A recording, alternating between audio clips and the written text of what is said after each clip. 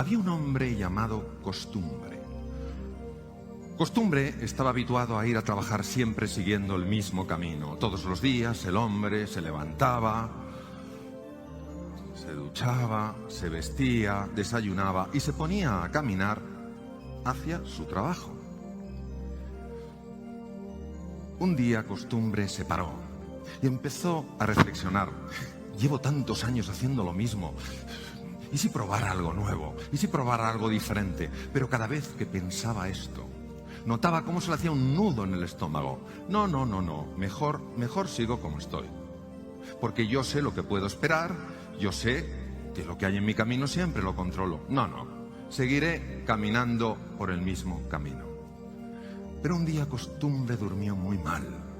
Se levantó agotado. Y aunque se duchó, se vistió, desayunó y se puso a caminar, estaba tan despistado que de repente se encontró en medio de un bosque. Dios mío, ¿lo que hago yo aquí? ¿Pero dónde estoy? ¡Ay, que me he perdido!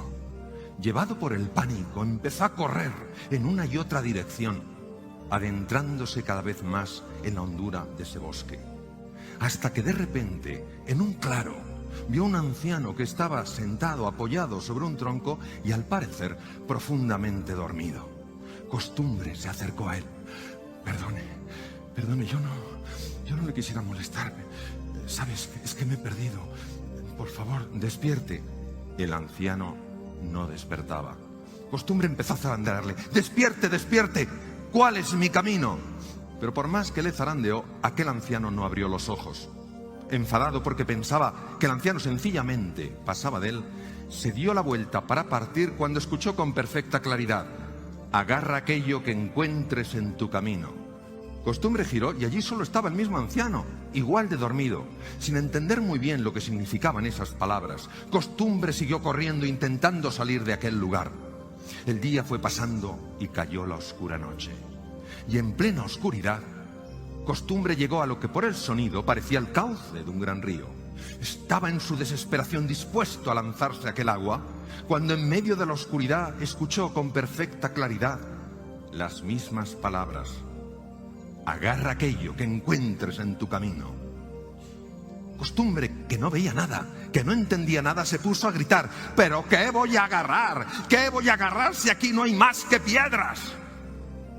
Pero entonces hizo algo sorprendente, no razonable, no lógico. Costumbre se agachó, agarró un montón de esas piedras y se las metió en el bolsillo. Agotado después de cruzar el río, Costumbre se tumbó sobre la arena de la playa, intentando descansar. Pero durante toda la noche aquellas piedras que había metido en su bolsillo se le clavaban en la pierna y no le dejaban dormir. Al día siguiente, cuando empezó a amanecer, Costumbre, airado y frustrado, se levantó. Metió la mano en el bolsillo, agarró esas piedras que no la habían dejado dormir y estaba a punto de tirarlas cuando observó sorprendido que salían rayos de luz de entre sus dedos. Y cuando abrió la mano, contempló que aquello que había tomado en la oscuridad de la noche como simples piedras no eran sino raros y valiosos diamantes. Queridos amigos, ¿sabéis lo que nos pasa? Que nos acostumbramos a vivir en lo que se llama la zona de confort, porque nos da una idea de seguridad, de que controlamos, de que eso es predecible, es nuestro status quo. Y cuando por necesidad, o cuando porque alguien nos inspira, un libro, un ejemplo, o cuando la vida directamente nos saca, sin pedirnos permiso, el ser humano, ante ese mundo nuevo, complejo, incierto, muchas veces, porque no sabe, no conoce su grandeza, se siente empequeñecido y deja que voces interiores como: no hay salida, tú no eres capaz, no mereces ser feliz, se adueñen de nosotros, ¿Sabéis que se ha demostrado con técnicas modernas de radioinmunoensayo y neuroimagen que cuando nos hablamos de esa manera, la sangre se llena de cortisol y el cerebro de glutamato? ¿Y sabéis lo que hace esto? Produce muerte neuronal, hace que pensemos con poca claridad, nos volvemos irascibles o nos bloqueamos, paraliza el sistema digestivo, produce digestiones pesadas, úlceras, subida de ácido, colon irritable, bloquea el sistema de defensa del cuerpo, los leucocitos o glóbulos blancos, los macrófagos, los linfocitos CD4, los natural asesinos, RNK, todo eso lo bloquea.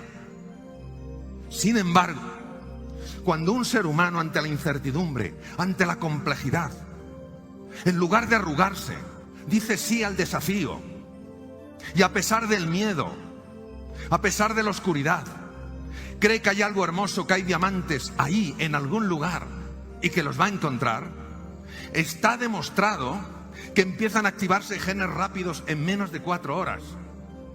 Aparecen nuevas conexiones neuronales, las espinas dendríticas del profesor Cajal, que las descubrió hace tanto tiempo, empiezan a proliferar. Neuronas conectan como nosotros hemos conectado hoy con esas madejas tan preciosas. Comparten más información, nos volvemos seres más inteligentes. Además, células madre localizadas en las cavidades cerebrales, los ventrículos, empiezan a emigrar hacia los hipocampos, centros esenciales para controlar el miedo, centros que segregan dopamina, una hormona que te hace sentir confiado. Aprendes deprisa, fenómeno llamado neurogénesis. Hay un aumento en el riego sanguíneo de la parte anterior del cerebro, del área prefrontal. Piensas con más claridad, tomas mejores decisiones, eres más creativo porque ves más. Por eso es tan importante que salgamos de esa zona de confort, poquito a poco. ¿Cuál es el paso más pequeño que me atrevo a dar? Y entremos en la zona del coraje, en la zona del valor. Porque es ahí cuando afloran nuestros talentos, cuando se despiertan energías dormidas, cuando descubrimos la grandeza que hay dentro de nosotros. Cuanto más complejo sea el entorno, cuanto más incierto sea el contexto, más importante es que creemos una visión ilusionante. A finales del siglo XIX, nació una niña en Tuscumbia, Alabama. A los 16 meses de edad se quedó ciega, muda y sorda por una meningoencefalitis. No obstante, con la ayuda de un ser extraordinario, Annie Sullivan, Helen Keller fue la primera mujer en la historia que se graduó con honores por Harvard. En una ocasión, un periodista le dijo: señorita Keller, ¿hay algo peor que no poder ver? Y ella dijo: sí, es peor poder ver y no tener una visión. Porque cómo ves tu futuro determina cómo vives tu presente. Por eso, con todo el cariño, os quiero transmitir lo siguiente. Las ideas son claves, sobre todo cuando se convierten en ideales. El ideal de una vida, el aceptar los riesgos, porque es donde los seres humanos crecemos y evolucionamos. El decir sí a los desafíos y a pesar del dolor, a pesar de la confusión, a pesar de la frustración, tener siempre una imagen de grandeza, de plenitud. Porque lo que nosotros hagamos con nuestra vida puede convertirse en 2 cosas: un aviso o un ejemplo. Hacer de vuestra vida eso que ya sois, un ejemplo de grandeza.